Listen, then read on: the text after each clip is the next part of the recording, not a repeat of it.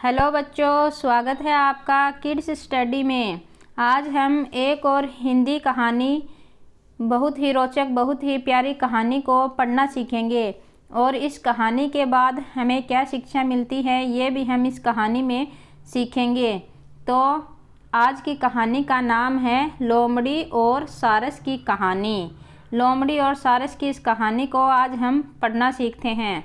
तो चलो शुरू करते हैं। अगर आपने इस चैनल को सब्सक्राइब नहीं किया है तो इसे सब्सक्राइब कर लेना और इसे लाइक शेयर ज़रूर करना ताकि आपको आने वाली वीडियो सबसे पहले मिल सके।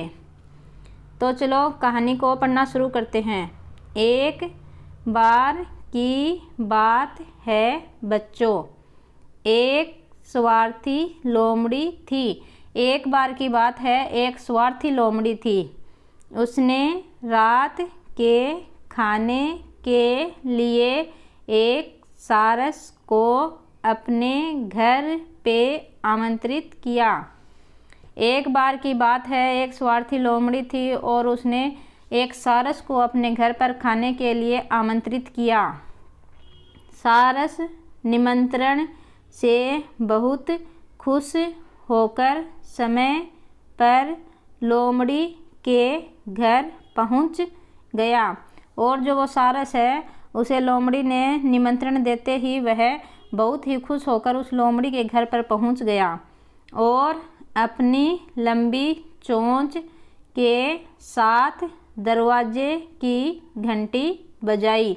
सारस की जो चोंच होती है वो बहुत लंबी होती है और उस सारस ने अपनी लंबी चोंच के साथ दरवाजे की घंटी बजाई।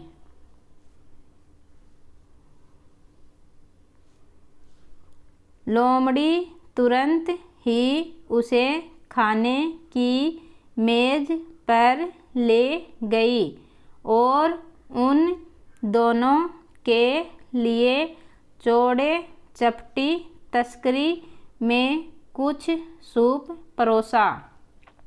लोमड़ी उस सारस के आते ही उसे खाने की मेज पर ले गई और उसने दोनों के लिए यानी अपने लिए और उस सारस के लिए चौड़ी चपटी तस्तरी में कुछ सूप बनाकर लाई थी। वो सूप परोसा। जैसा कि कटोरा सारस के लिए बहुत एकदम चपटा था, सारस अपनी चोंच से सूप बिल्कुल ही नहीं पी पाया। सारस की जो चोंच होती है वो बहुत लंबी होती है और इस कारण वह सारस उस चपटी तस्तरी के अंदर वह सूप को बिल्कुल भी नहीं पी पाया। लेकिन चालाक लोमड़ी ने उसका सूप जल्दी से चाट कर दिया। लेकिन उस चालाक लोमड़ी ने बहुत ही जल्दी उस सारस का सूप भी चट कर दिया।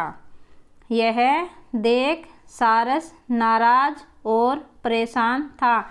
यह देखकर सारस को बहुत ही गुस्सा आया और वह परेशान हो गया। लेकिन उसने गुस्सा काबू में कर उसने विनम्रता से व्यवहार किया।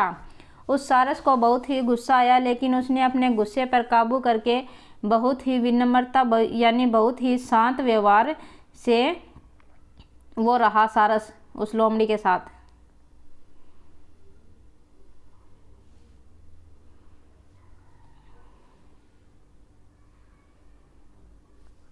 अगले दिन लोमड़ी को सबक सिखाने के लिए उसने उसे रात के खाने के लिए आमंत्रित किया और उसके अगले दिन उस सारस ने लोमड़ी को सबक सिखाने के लिए उसे अगले दिन रात के खाने के लिए अपने घर आमंत्रित किया। इस बार उसने सूप भी परोसा और इस बार उस सारस ने भी सूप परोसा। लेकिन इस बार सूप को दो लंबी गहरी सुराहियों में पिरोया गया। सारस ने भी इस बार सूप परोसा लेकिन उस सारस ने अब सूप को लंबी गहरी सुराहियों में पिरोया। जैसे कि उस लोमड़ी ने उसे एक चपटी तस्तरी में डाल के उसके सामने पेश किया था, इसी प्रकार उसने उस लंबी गहरी सुराहियों में उसके सामने उस सूप को रखा।